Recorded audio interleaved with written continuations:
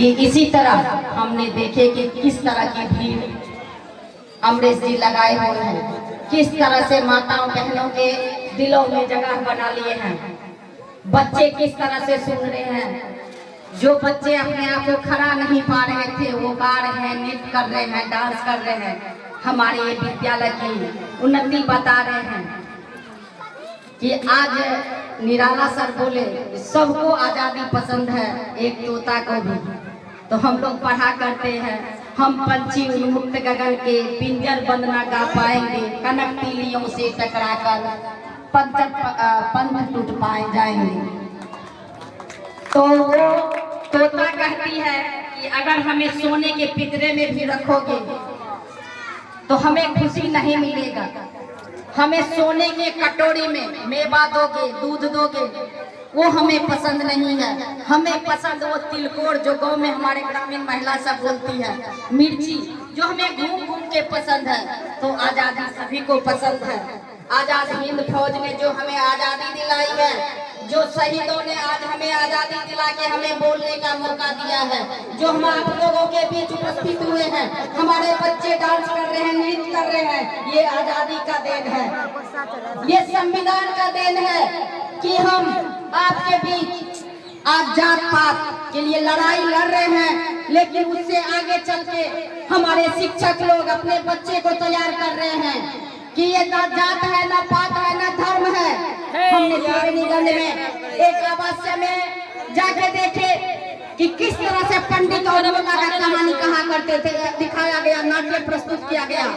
उसमें दिखाया गया कि मृत्यु भोज किस तरह से अभिशाप है, किस तरह से पंडा उसे लूटते हैं, किस तरह मनोवाद हावी होते हैं।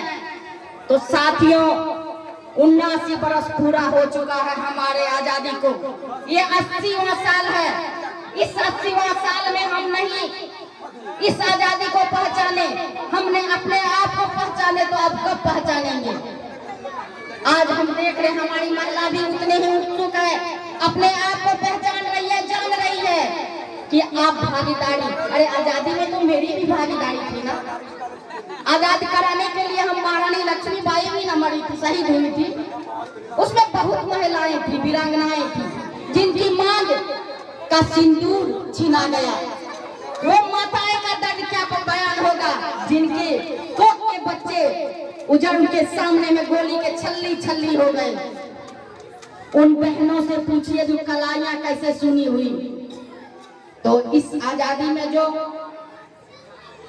आज उपस्थित हुए हैं, मैं आप नौजवान साथियों से एक प्रेयर करना चाहूंगी, प्रार्थना करना चाहूंगी कि कहता है कि नजर और नजरिया से देखिए। हमारी बच्चे नृत्य करती है, गाना गाती है, उस नजरिया को गलत नहीं कीजिए। मैंने यहाँ बैठी हुई थी, 2-4 का भाषा भी गलत देखे, लेकिन नौजवान साथियों, आप ही की घर की बहन है, बेटी है, इस चीज को पहचानिए। कहते हैं कि लड़के के साथ बलात्कार, लड़की के साथ बलात्कार हो गया, क्या कारण है। बच्चियां हमारी अभी तक आजादी की ओर नहीं जा रही है। हमारी महिलाएं भी अभी तक अगर बाजार जाएगी तो वो अकेले नहीं जा सकती है।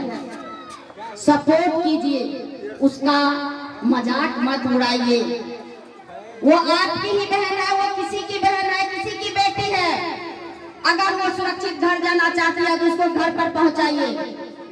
अगर वो गलत करती है तो उन्हें सही रास्ता दिखाइए। आज का युवा पीढ़ी नशा के शिकार होते जा रहे हैं, सूखा नशा के। अगर आपके दिल पे चोट लग रहा है तो मैं माफी चाहूंगी, लेकिन हमारा समाज किस ओर जा रहा है। हम विद्यालय में पढ़ते हैं, विद्या प्लस आलय, जहाँ विद्या का घर होता है वो विद्यालय कहलाता है।